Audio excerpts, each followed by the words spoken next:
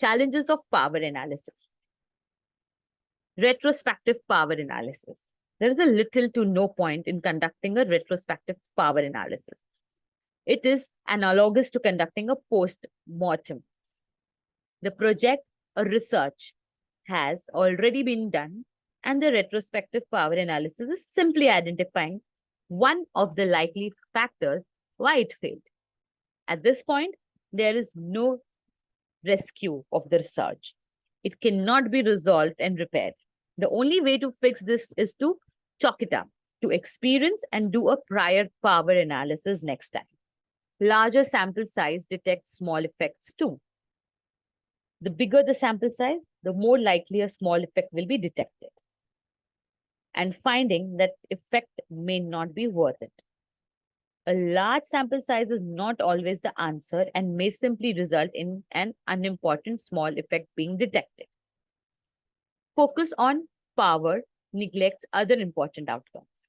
Focus only on one power in a study can mean that other useful data and outcomes can be neglected. Estimates and confidence intervals are also important. Thinking more about the inherent value of the information rather than increased power can show a more meaningful array of findings. False assurance at 80%. A claim of having 80% power actually provides no real information about the value of a particular study. It is a false narrative to assume that simply because power is over or under 80%, that a null hypothesis can be supported or rejected.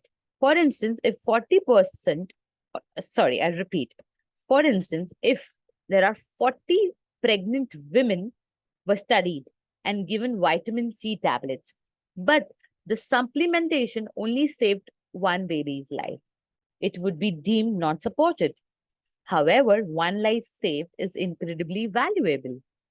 Researchers need to ascertain if the power is important or if one or two outcome versus no harm is actually supporting an alternative hypothesis, despite the low power.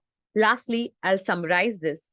What we have understood from the entire study, we have presented basic concepts and we got the idea appropriately how to use non-probability sampling, how to identify sample size, how to evaluate the results from any study. The quality of the sample is the utmost important if the sample is biased.